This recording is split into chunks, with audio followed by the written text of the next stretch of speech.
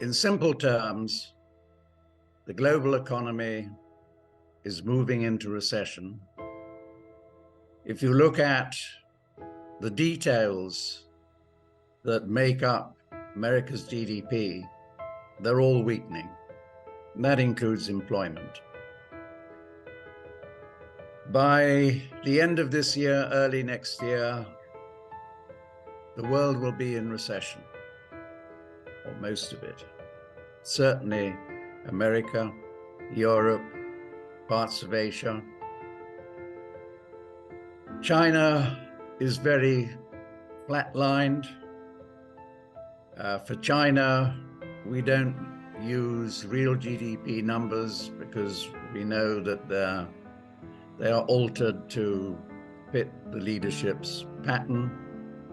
We use nominal GDP. Nominal GDP will probably come in this year at 4.2 to 4.5%. But for reasons that I will explain later, we're probably going to see an explosion of growth next year. So as we get into the end of the first quarter of next year, you have on the one side, you have recession in most of the world. You will have seen by April next year a 30% odd fall in most global equity markets, including the S&P. You will have geopolitical tensions increasing, both over Ukraine and over Israel. And the big risk is, will the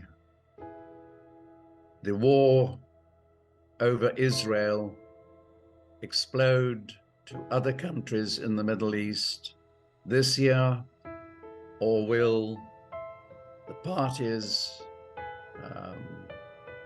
that are advising Syria, Lebanon, and Iran, who are advocating caution at the moment, will they prevail? So by April, we will have seen in America failures within the financial system. Don't forget that rising rates take time to impact society and businesses, and therefore, excuse me, something's cropped up. So therefore,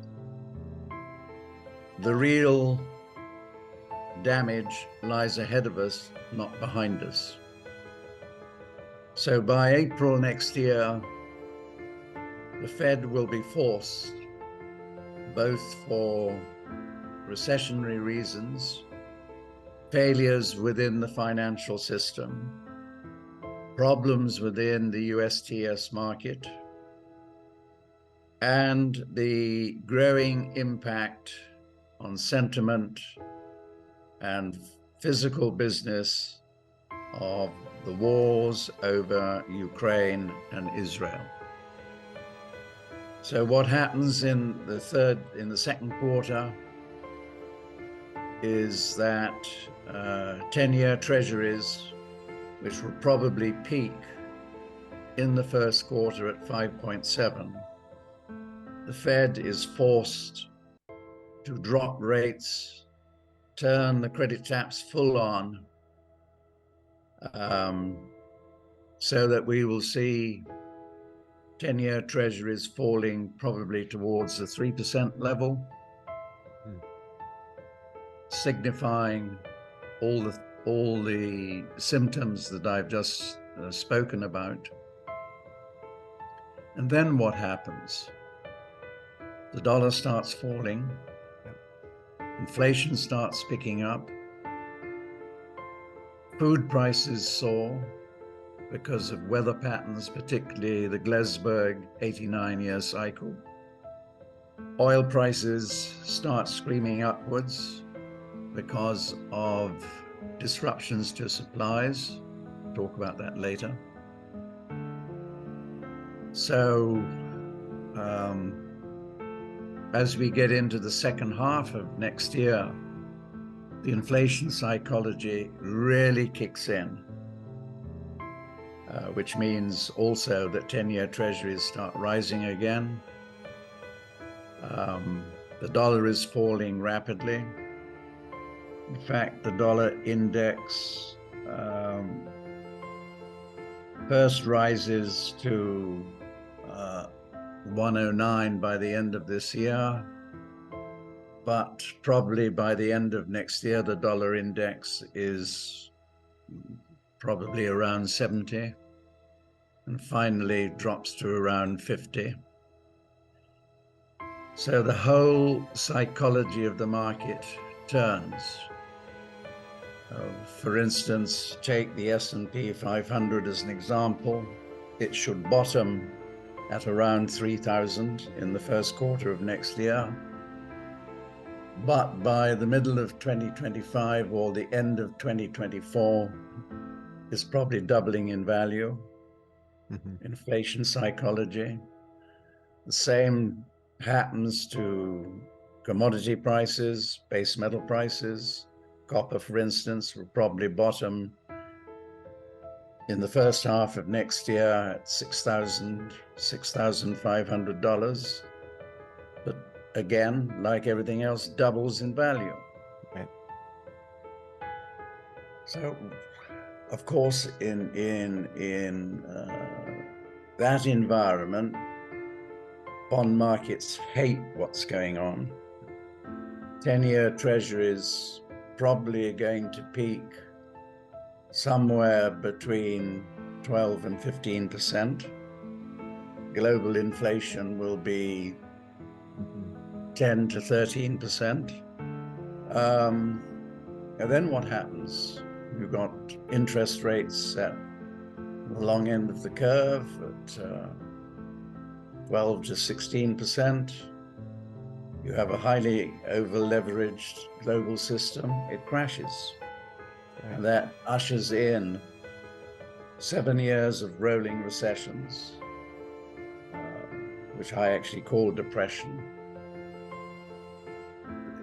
It coincides with essentially civil wars within countries. And from 2025 onwards, we're probably going to have a global war. That is to say, China and Russia versus America and NATO. And we don't get out of the depression period until the early 2030s. And by then, all of the, whatever you like to call it, nastiness, wokeism, etc., is worked out of the system, both between nations and between people. And then we get into the new period of relative peace, steady growth, little debt. For instance, GDP will revert back to the average that's been seen since 1900 of 4% a year. And the same applies to copper consumption. So we need to work out all the bad issues that have grown up in the last 20 years. It always takes a crisis to do that. So emerging out of what's going on now will be the continued development of BRICS, de-dollarization. And I think de-dollarization comes first as BRICS use local currencies increasingly in inter-country trade. The second phase, I think, is when China and Russia back their currencies with gold, not necessarily convertible, maybe possibly convertible between BRICS countries, but not externally. Do they have the gold to do it? The answer is yes. China in total has about 50,000 tons plus, of which about half is owned by households and domestic institutions.